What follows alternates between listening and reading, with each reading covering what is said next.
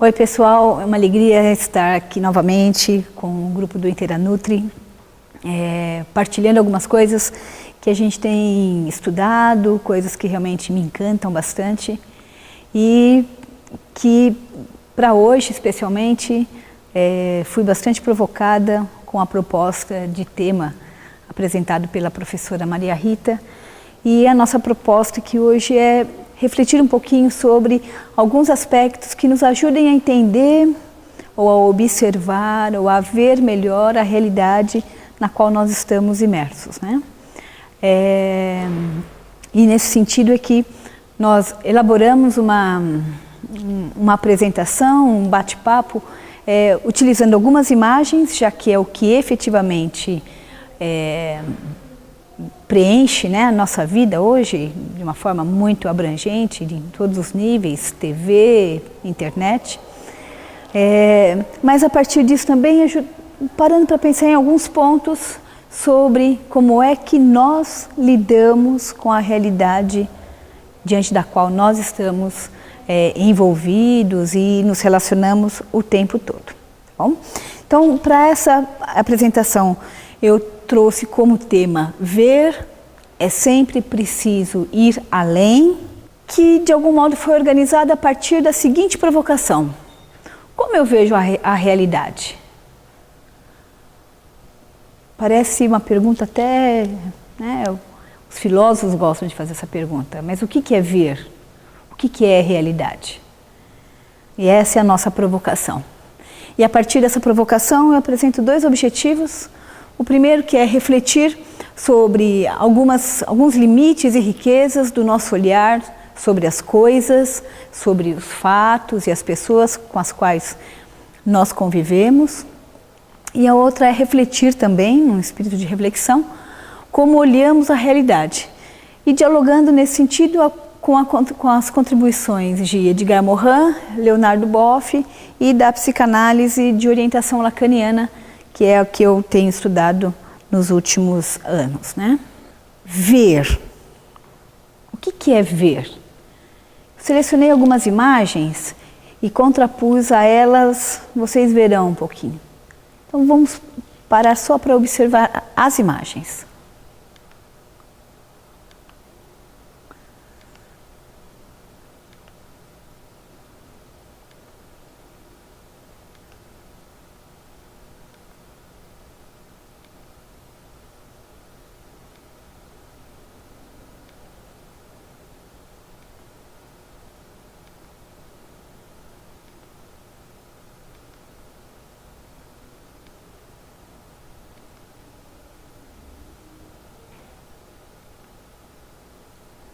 O que é ver?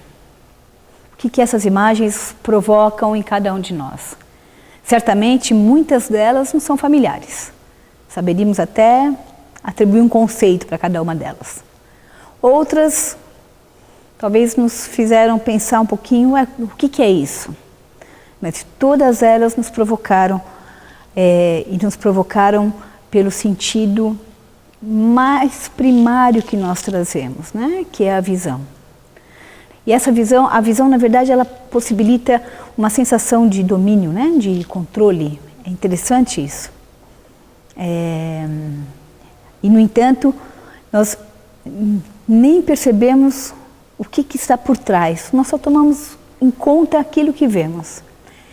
O Edgar Morin, em vários de seus livros, mas eu trago aqui um fragmento do livro Sete Saberes para a Educação do Futuro, ele ajuda a gente a pensar, ele traz a contribuição da biologia, do conhecimento, que diz o seguinte, que tudo que nós percebemos pela visão, e a visão que é tido como o nosso sentido mais confiável, tudo que nós percebemos não é do jeito que é, mas é sempre uma tradução e uma reconstrução que o cérebro faz daquilo que se apresenta. Então, os sinais estão aí, as coisas estão aí, mas cada um capta de uma maneira, enxerga de uma maneira diferente. Isso, tanto a biologia, o Edgar Morin, fundamentado também nesse diálogo com a biologia, vai nos ajudar a refletir que, por conta desse nosso organismo tão único, tão diferente um do outro, né? Somos irrepetíveis, únicos mesmo. Cada um de nós, por conta desse organismo, capta o mundo de uma determinada forma e veio tecendo durante a nossa existência, cada um de nós teceu durante a sua existência, né? Percepções, concepções, modos de enxergar a vida que também são únicos. No entanto, olha só que interessante, né?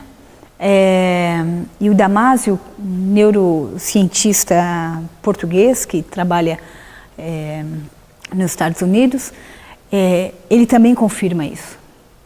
Aquilo que eu enxergo do mundo, a percepção que eu tenho sobre a realidade exterior é sempre uma interpretação que eu faço da vida. Isso no sentido mais básico, fundante mesmo, né?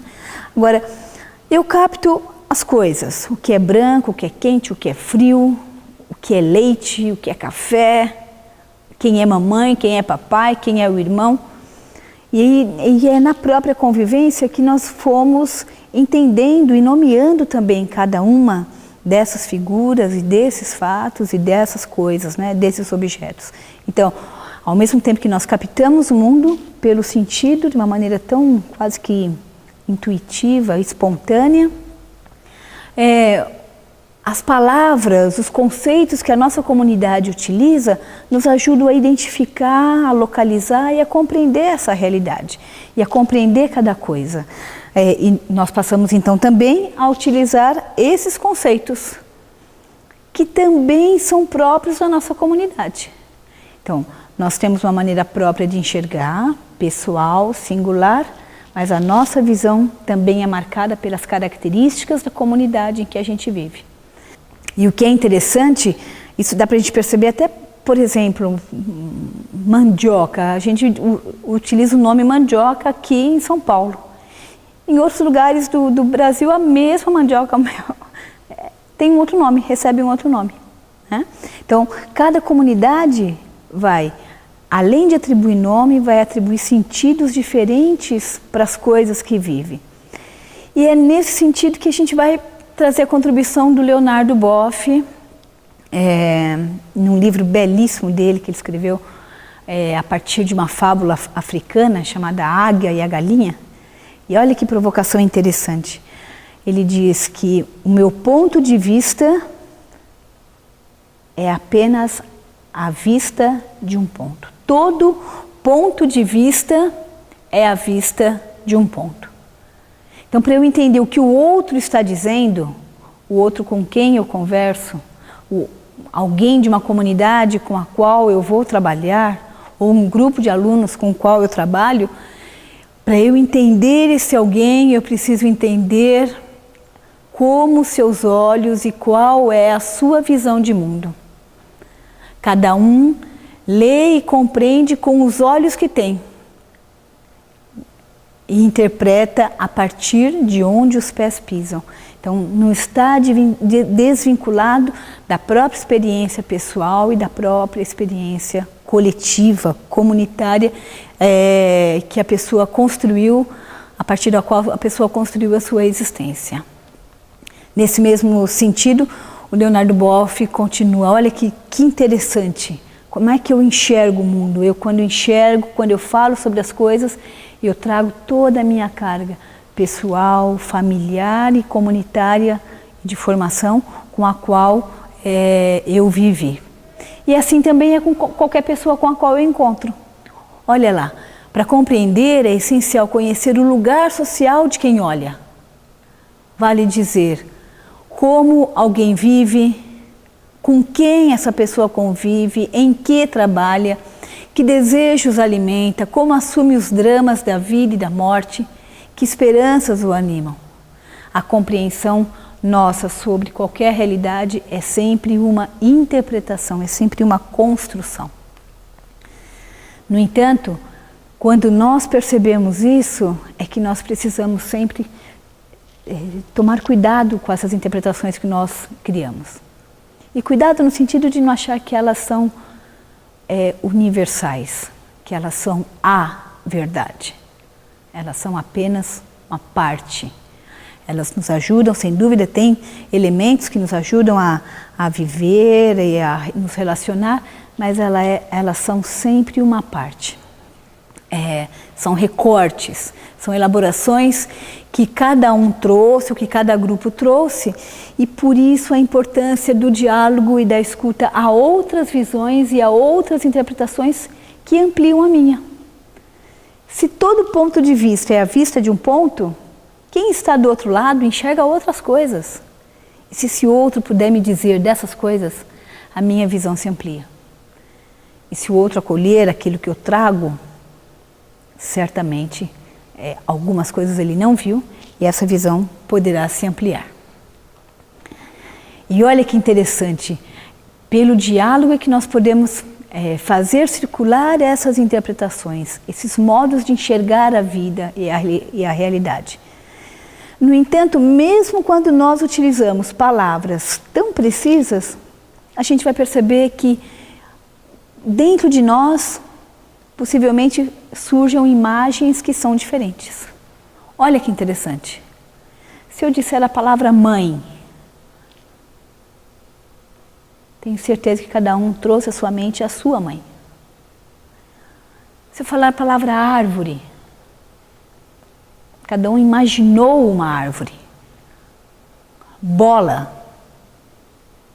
Manga já começa com problema, né? De que manga você está falando? A manga da blusa? A manga fruta? Né? Mas mesmo assim, o que eu queria só trazer com essas palavras é a questão de como essas imagens que nós viemos construindo, elas quase que elas surgem imediatamente. E se nós não paramos para conversar sobre elas, a gente vai possivelmente estar num equívoco.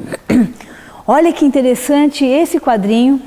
Essa imagem está num livro muito, muito, muito bom. Chama Mestres da Mudança. Está na contracapa. Olha que interessante esse diálogo sobre um cachorro. Básico, um cachorro. A mulher e o homem, a mulher contando toda animada que comprou um cachorro. A imagem que ela traz à mente é do cachorro que ela viu, que é o cachorro dela. E ela vai tentando explicar para o rapaz como é o cachorro. Não, ele não é muito grande. E o rapaz interessado continua, ele tem pelo longo? Não, não tem pelo longo. É de pelo curto. E ele vai refazendo as imagens dele. E de que cor é? Ah, é preto e branco, é malhado. Olha lá, a partir da imagem que ele tem. Ah, que cachorro bonito. Mas a imagem que ele tem não é a imagem do cachorro dela. A psicanálise, nesse ponto, vai nos ajudar a pensar muito nessa dinâmica das imagens que nós construímos. Não simplesmente como essa, em que são criadas duas imagens distintas, né? Mas também aquelas imagens que nós construímos sobre os outros. Quem é meu pai, quem é meu chefe, quem é meu colega, quem é meu amigo, quem sou eu. Essas imagens todas que nós construímos durante a vida, são elas que vão conduzir e coordenar a nossa maneira de nos relacionar com as pessoas. Se as pessoas são boas, se são más. São essas imagens que nós criamos que estabelecem o tipo de relacionamento e o tipo de ação que nós teremos diante da vida. E aí eu trago uma citação da professora Leni Mresch, que trabalha com psicanálise e educação, e ela nos ajuda muito, ela traz até nesse texto, né, tem na referência também, a indicação, ela traz o mito do Narciso, que ficou paralisado com a sua própria imagem. Quantas vezes nós paramos na imagem primeira que nós fizemos, de alguém, de uma situação, e acabamos simplesmente dizendo, não vai dar certo, isso não vai dar certo.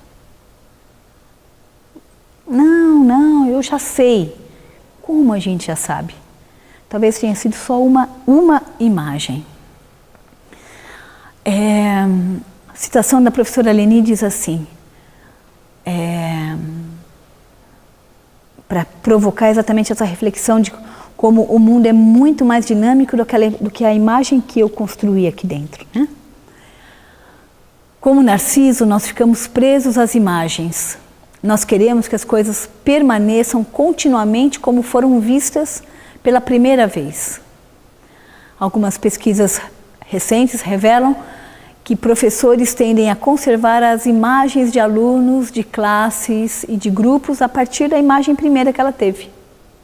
E ela esquece que a vida é dinâmica, cada um deles esquece que a vida é dinâmica. E aí a gente deixa escapar o encantador da vida.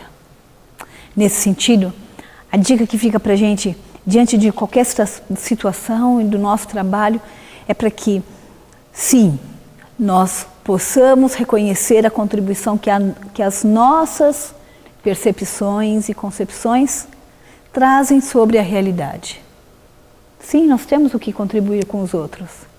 Vivemos muitas coisas que contribuem certamente, mas a gente não pode parar nelas. É preciso ir além. Reconhecer também a contribuição que cada um com quem nos encontramos traz. Cada um traz coisas que viu e viveu e que nós não vimos. E essa contribuição enriquece, mas é preciso ir além. Reconhecer a contribuição das concepções teóricas, científicas, culturais, artísticas, mas é preciso ir além. Cada uma dessas instâncias são partes que compõem a complexidade da vida. E quanto mais dialogarmos com cada uma delas, mais podemos ampliar.